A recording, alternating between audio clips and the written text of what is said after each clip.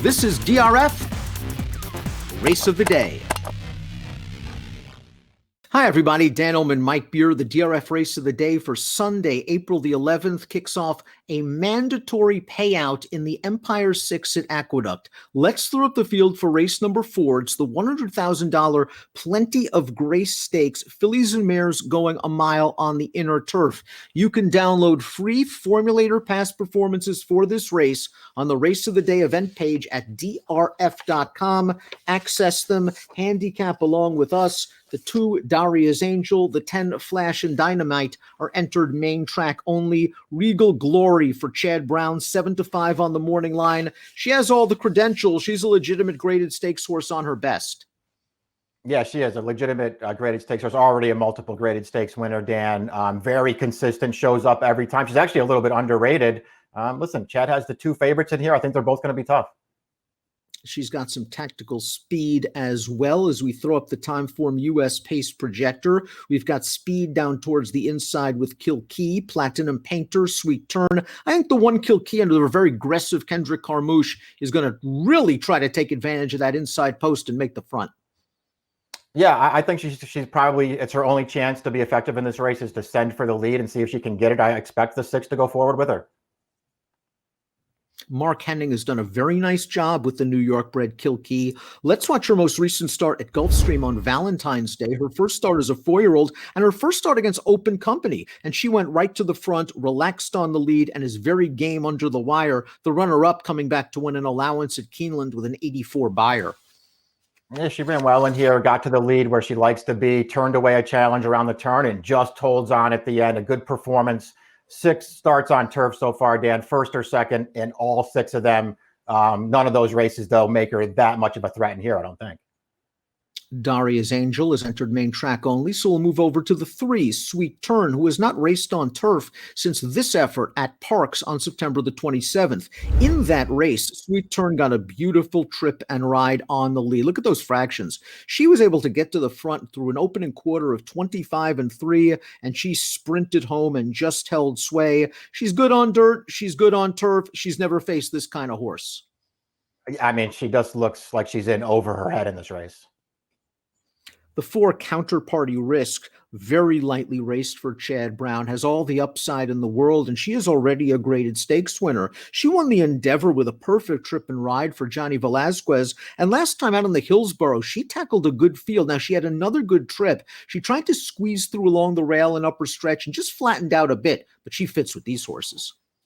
Yeah, I think she does, and she has more upside than her stablemate as well. Her last 3 races, I think they're all good, Dan. Last time, you're right. They tried to come up the inside. I guess it was a little tight in there for her. At least briefly it was. I still feel like she had her shot at it and maybe just wasn't quite good enough for that field, but I feel like she's in an easier spot here.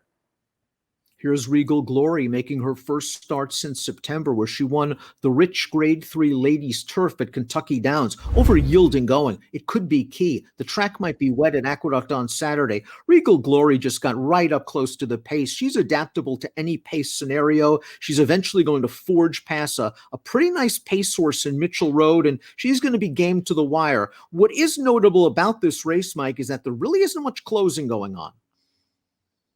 Yeah, there's not a lot of closing. That's true. It's a good point. This horse I thought ran very well in here, Dan. The horse that she beats, Mitchell Road, I guess you could say she's been a bit of a disappointment, but she's a very game horse with a lot of speed, and Regal Glory just kept after her the whole way and outfinished her. I thought she ran well in there. Overall, you can just sort of take her form apart, Dan. She shows up every single time, only off the board twice. One of those in the QE2 where she got wired over a distance she probably doesn't want to go. And the other one was a really good 4th in the grade 1 Just a Game last summer.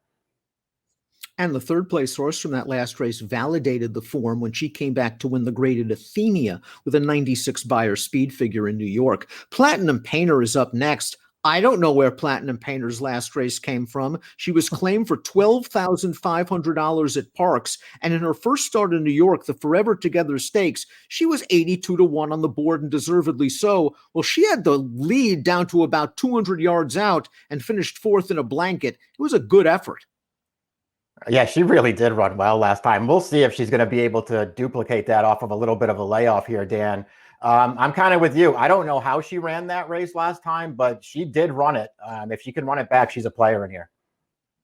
Call Me Love, the number 7, is a horse that had some good form in Italy. She was a multiple group stakes winner over there, and she hasn't won in North America, but she's run some nice efforts. I have to admit, I'm not this mare's biggest fan. She ran in the Athenia. I thought she had a decent trip down towards the inside. Maybe she was on hold a little bit at the half-mile pole, but once she got clear, she couldn't finish as the chalk.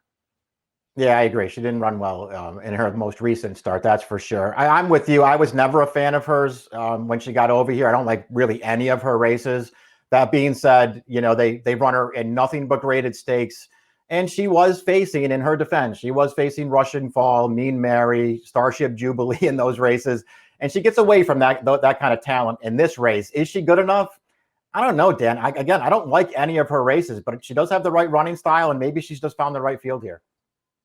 Zon Thiek, the number 8, has recency over some of her main competition. That being said, when they've stepped her up into stakes company, she's run okay, but hasn't gotten over the top, and she'll have to do better. Yeah, it's hard to put her on top in this race. I do think she can get a piece of this race, Dan. I actually feel like she's a little bit underrated, and she's got a great running style. You can just sort of put her anywhere and do a race, and she'll run, as well as she can every single time. A little cut in the ground wouldn't hurt her chances either. She's just one of those horses who, at a big price, I would try to get in there underneath. I expect the 9, My Heart Belongs to Daddy, to run better in this spot. Jorge Abreu really tested her in the Hillsborough, going 9 furlongs off of a long layoff. She was put on the lead, and she was pressed most of the way, and she paid the price. She'll be sharper for this. She's 1 second off the layoff in the past, and she doesn't need the lead to win. I think she can sit a second flight trip. Yeah, she can. She doesn't need the lead to win. You're right about that. She's been good on the lead, but she's also been fine without it. Last time, I guess you could say that the distance was maybe a little too far off the layoff, Dan. As you sort of pointed out, she was pressed on the lead, but the horse that was pressing her was Morning Molly, who finished second at a big price. So I don't know if she had a much of an excuse last time. She's pretty good, though, this horse. Top pick time for the Plenty of Grace Stakes. I have to admit, the big names in this race have never really done it for me. I think your top pick, Regal Glory, is way the horse to beat. Platinum Painter's last race came out of nowhere, and my thought is she just likes giving the turf. Both of her big races have come on soft and yielding or good turf. I'm hoping that's the case here. Perhaps an unlikely winner. I think she outruns her odds again, but Regal Glory is the horse to beat for Chad. Yeah, you make a fair point about your horse. I won't be surprised if she runs well again. I've been a Regal Glory fan right from the start. I think she's good, Dan. I actually feel like she's an underrated horse, and I just think she's way the horse to beat here. 5, 4, 8, and 7 for Mike. 6, 5, 7, 4 for me. For the Sunday race of the day, the Plenty of Grace at Aqueduct. Good luck.